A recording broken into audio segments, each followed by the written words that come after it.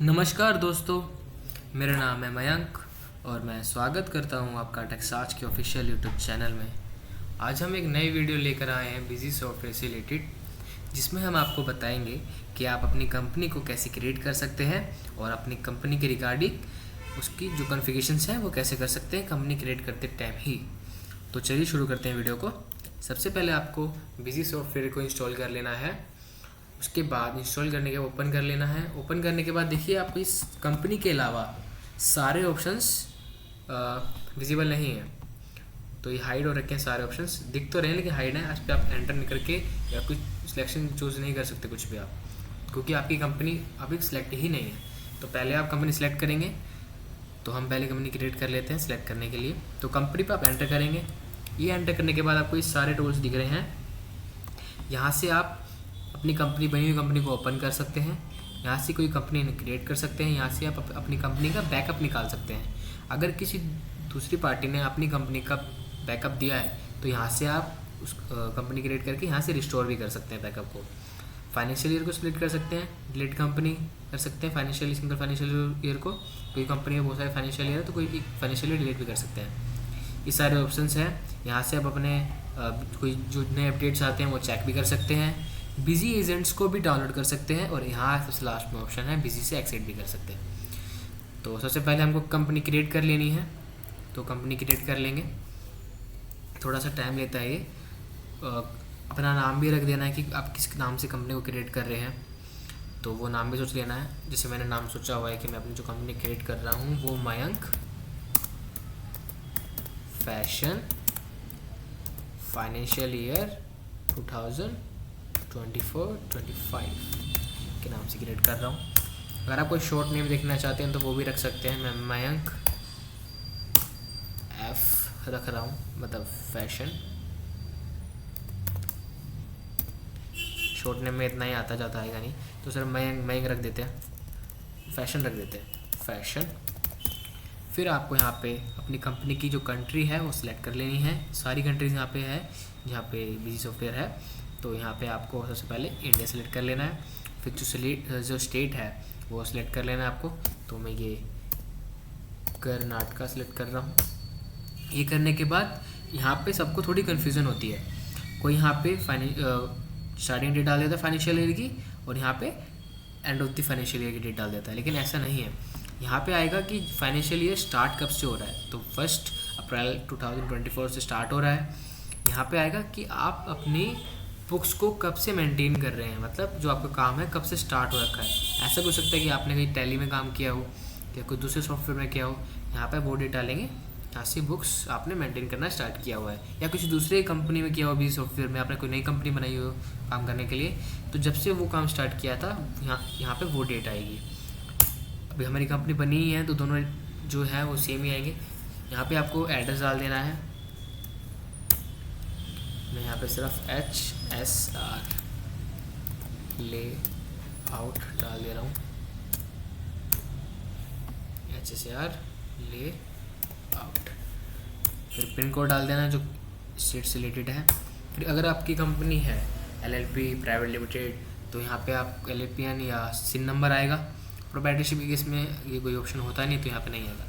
Company का income tax pan, जब company incorporate हो जाती है तो आपको जो पैन है वो मिल जाता है, तो आपको यहाँ पे पैन डालना है। और प्रोप्राइटरशिप का तो जो प्रोप्राइटर है उसी का पैन आएगा। यहाँ पे वार्ड नंबर आएगा, टेलीफोन नंबर, ईमेल, ये बेसिक सी इन्फॉर्मेशन है, आप ये खुद फिल कर सकते हैं। यहाँ पे आपको अकाउंट डिटेल्स भरनी है, नेम भरना है अकाउंटेंट की जो आपकी कंपनी को मैनेज करेगा, नेम, ईमेल एंड मोबाइल। ये करने के बाद जो आपकी कंपनी का CA है, चार्टर्ड अकाउंटेंट, वो यहाँ पे आएगा, नेम, ईमेल, मोबाइल।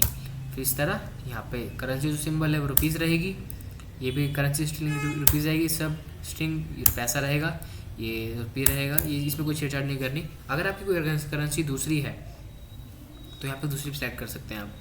लेकिन अगर आप चाहते हैं कि मल्टी करेंसी में काम करना, तो जो जिसको आप बेस रखना चाहते हैं वो यहाँ रखेंगे, और कंपनी ओपन होने के बाद में आप उसको मल्टी करेंसी में जाके कॉन्फ़िगर करके उसको भी एप्लीकेबल कर सकते हैं मल्टी करेंसी को, जिसमें आप काम करना जैसे चाहते हैं। जैसे आप रुपीज़ में भी काम करते हैं पर कुछ पेमेंट्स आपकी डॉलर्स में आती है, तो आपको मल्टी करेंसी में ट्रांजेक्शन रिकॉर्ड करना जो पड़ेगा ही, तो आप ये कंपनी बनने के बाद जरूर कर सकते हैं। यहाँ पे जितने भी मॉडिफिकेशन मतलब जितने भी कन्फिगरेशंस हैं, नाम डालना या रुपीज़, ये सारी चीज़ें, एड्रेस, आप भी कंपनी बनने के बाद भी चेंज कर सकते हैं, एडिट कर सकते हैं। अब यहाँ पे आपको जीएसटी या वैट में कोई काम होता है या नहीं होता, आप इसको याद करेंगे, क्योंकि बाद में आपको फिर ऑप्शन मिलेगा अंदर जाके कि वैट में करते हैं या जीएसटी में करते हैं, आप वो सेलेक्ट करेंगे। यस करने के बाद अब इसमें वैट जैसे यही ऑप्शन आ रहा है, अंदर भी ऐसे ही ऑप्शन आता है सेम। जीएसटी अगर आप सैस में काम करते हैं तो यस, अदरवाइज इसको नो। अब जैसे इसको यस करेंगे तो ये जो 3 ऑप्शन दिख रहे हैं ये ऑन हो जाएंगे, फिर आपको ये भी सिलेक्ट करने हैं। अगर आप काम करते हैं तो इसको सिलेक्ट कीजिए, अदरवाइज इसको नो रखिए। ये रखने के बाद आपको कंपनी का जीएसटी नंबर डाल देना है। जीएसटी नंबर डालने के बाद टाइप ऑफ डीलर क्या है, आप रेगुलर है, कंपोजिशन है। रेगुलर है तो रेगुलर पे क्लिक करेंगे। डिफ़ॉल्ट टैक्स रेट क्या है वो यहाँ पे डालेंगे आप। डिफ़ॉल्ट टैक्स रेट क्या है ये भी यहाँ डालेंगे, लेकिन मैं यहाँ पे कुछ नहीं डालूंगा क्योंकि मैं कंपनी क्रिएट होने के बाद स्टेप बाय स्टेप आपको बताऊंगा। तो जो मेरा आज मेन पॉइंट है वो कंपनी को क्रिएट करना है, तो इसलिए मैं यहाँ पे कुछ कॉन्फ़िगर नहीं कर रहा।